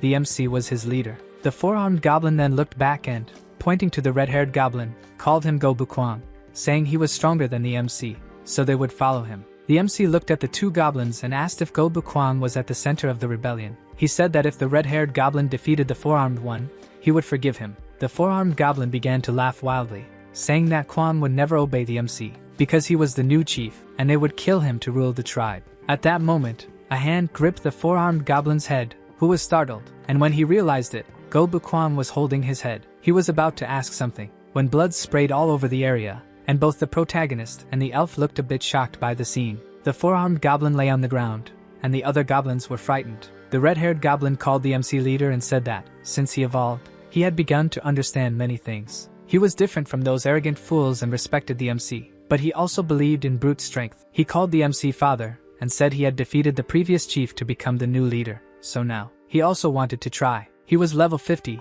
and his attributes were very high, with a total score of 1200. The MC began to smile and said he understood everything. The boy had the courage to challenge him with a power of 1200. Lin Tian began to emit a fiery aura and said that Kwang's growth was impressive, but was he sure he wanted to challenge him? The protagonist's aura now resembled that of a Super Saiyan. The other goblins start cheering for Go Bukwang, telling him to destroy the MC and become the new chief, so they could also take the women. The protagonist closes his eyes and says there seem to be several goblins willing to follow Go Bukwang. But before starting, he'd like to confirm something. He begins conjuring a fireball and says that if the hero-class goblins want to continue following the MC, they should come to his side immediately. Otherwise, they would be exterminated. The captain thinks the MC is a priest and is impressed. He considers escaping amid this internal conflict since he wouldn't be able to fight them there. He thinks that once the current leader dies, he can find a way to escape. Meanwhile, several goblins move to the MC's side. Kwang has made his choice in front of the MC. He wants to seek total power and draws his sword. He charges at the MC with everything he's got, but the MC dodges his strike by moving back. The captain is startled, seeing that the red-haired goblin had grown even stronger since capturing him in the forest. The MC compliments Go Bukwang's skill and places his sword in front of him. With the sword emitting a powerful flame, he challenges Go Bukwang to withstand the next blow. The red-haired goblin is alarmed, as he has never seen that weapon, and it's also very fast. He realizes he can't dodge the blow, so he decides to face it head-on and charges through the fireball. The protagonist observes this feat and realizes that the goblin is truly very resilient. Go Bukwang advances with his sword, letting out a powerful roar, and his size is more than twice that of the MC. The protagonist gives a sarcastic smile, as the red-haired goblin's strike hits the ground with such force that it causes an explosion. The two humans are terrified by the scene, and the others watching, who are on the protagonist's side, are fearful of the outcome of the fight. Go Bukwang is terrified by what just happened. The MC had blocked his sword strike with only one hand. Lin Tian compliments Go Bukwang's strength once again, but it's not enough. He had used the unarmed defense skill and is now drawing his crossbow. Go Bukwang's eyes are wide open, staring at the power of the crossbow in front of him, and only a scream is heard in the end. The MC asks if he would like to continue, but he says no. Then he kneels in front of the MC with his face covered in ketchup. Lin Tian is still impressed by Go Bukwang's bravery. The other goblins start begging for their lives, saying they will never disobey him again. As they kneel and tremble in fear before the MC's power, he calls them worthless cowards, and they beg his forgiveness and swear to follow him forever. He orders Go Bukwang to stand up, and then a healing skill is used on him. Evelia is healing him, and Lin Tian says that he has courage. If he continues serving the MC, he won't kill him. Of course, he won't forgive the other traitors, so he instructs Go Bukwang to crush them all on the spot. The red-haired goblin thanks the MC for sparing his life and says he will take care of all those traitors right away. The goblins are desperate, still begging for forgiveness, as Gobu crushes them with ease. Lin Tian shouts for the other goblins to devour the traitors and grow stronger, and the goblins who remained on his side celebrate the MC's victory. The captain, shocked by the situation, wonders what trouble Loader has gotten himself into. He wasn't just any monster but something far more frightening. The MC approaches Loader's cross and apologizes for the lackluster show, asking if he really thought those useless ones would save him. He calls Loader naive, and Loader, gritting his teeth, says it's the fault of that useless sword saint who only knows how to hide in the city like a coward. He starts laughing and shouts that everyone there is useless, and what impresses him most is how he hasn't completely lost his mind from all the despair. The captain agrees that he had underestimated the MC, but he shouldn't get too excited. The sword saint would appear as soon as she defeated the dragon mother. The protagonist crouches down in front of the captain and asks if he really thinks the dragons will attack the city alone. Things are going well for him. The captain starts laughing and asks if, then, the entire squad and the City of Light are being manipulated by him. He requests a quick death, as he had already given all the information needed. He would rather die than end up in a situation similar to Loader's, so he pleads for the MC to grant this, while Lin Tian watches him in silence. The MC then says he will grant his request. Someone shouts the name, Sword Saint, twice, and she wakes up startled. Getting up from the bed, she asks why the urgency. Had the dragons been defeated? Had the knights returned? The knight says yes but starts stammering. She tells him to stop stammering and just say what he wants, and he explains that only one person from the squad had returned. The others had been annihilated. The Sword Saint stands up, startled, even though she was still in her lingerie, and I have to admit, it was quite a sight. Now fully dressed in her armor, the Sword Saint heads to the infirmary where the survivor was. He was still in terrible condition. She asks how he had been injured and wants to know about the other knights. The adventurer explains that they encountered a group of goblins from the heroic lineage and begs her to save his companions as soon as she can. Almost fainting, he asks her to be careful, as the goblins are abnormal. Then, he finally stops speaking. The healer shouts for him to hold on, and someone says it couldn't possibly be just a band of goblins. A knight with them says he doesn't care about the lineage. They would be exterminated like lower vermin are, but the saint tells him to wait. The dragon invasions have been happening more frequently. They could attack at any moment, and she couldn't handle all of this alone. She orders part of the troops to be sent and requests reinforcements to protect the City of Light. When the time is right, she will destroy the goblins and the dragon mother herself. The knight tries to protest, and the mage with them asks if there's any chance they will come back alive. Someone approaches,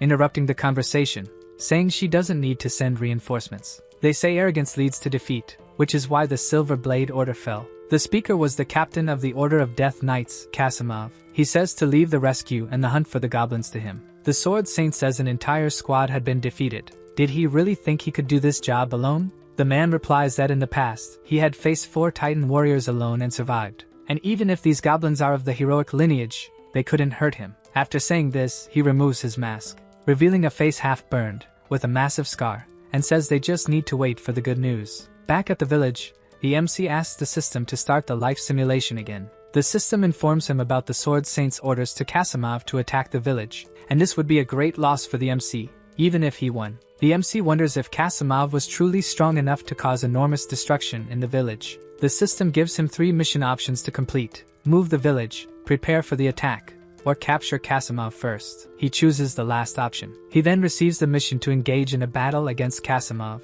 The reward would be 20 points, but before acting, the MC needs to know who he is. In the middle of the village, a loud laugh is heard, and Louder is celebrating that Kasimov has arrived. The goblins won't stand a chance against him. He says the goblins' time has come. The man had already defeated several Titan warriors, and at that moment, the MC looks back, and says he seems to have a lot of faith in this man. The MC asks what Titan warriors are. Louder replies that they are powerful warriors, created with Titan genes by the enemy kingdom, capable of tearing some monsters apart with their bare hands. According to Louder, they were all doomed, as he laughed, mocking those present. The MC says that Kasimov has a few tricks up his sleeve, and Louder continues shouting that they would be torn apart and skinned alive. Lin Tian begins to think that it might be better to be cautious. Perhaps he should send someone first to test Kasimov's abilities. In the middle of the forest, Kasimov was on horseback, following the trail left by the adventurers and goblins, but the forest was empty, which was strange. He finds the remains of the Silver Squad and comments that they're a bunch of useless fools. The smell of blood was powerful and intoxicating. It was getting Kasimov excited. Could it be that this time he would be able to enjoy destroying everything at will? He hears some cries for help behind him and turns to see who it is,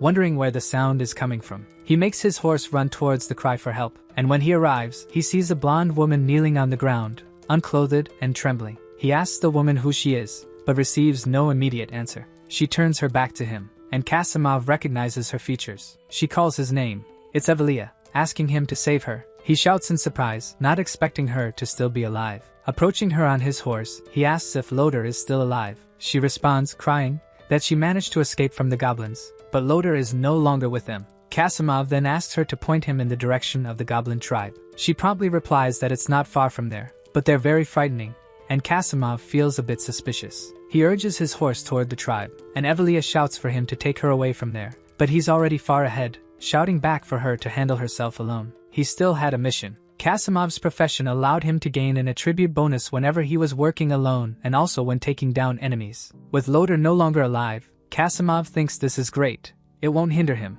and he just needs to attack them stealthily to stack up bonuses. Riding his horse, he crosses a rope that triggers a trap. Kasimov is thrown forward while his horse falls to the ground. He somersaults, managing to avoid injury from the fall. He looks back to see the source of the attack, and finds none other than Evelia coming after him, and he asks why she hasn't left yet. Evelia raises her scepter and casts her holy light critical strike spell, hitting Kasimov squarely. He shouts at her, asking what she's doing, and she replies that her master ordered her to defeat him. Once again, she casts a spell, this time called Sacred Impact, and strikes Kasimov directly once more. A purple smoke spreads in front of Evelia, and Kasimov conjures the Soul Devourer. He manages to grab Evelia by the hair and asks what kind of spell she'd been under to dare attack him, but she doesn't respond. Then, licking his shoulder, he says that in that case, he won't go easy on her. He didn't enjoy killing only monsters and was interested in flaying her. He points his sword at Evelia's neck, saying this was a good opportunity to stack up bonuses. Someone remarks that they understand why he dared to try exterminating them alone.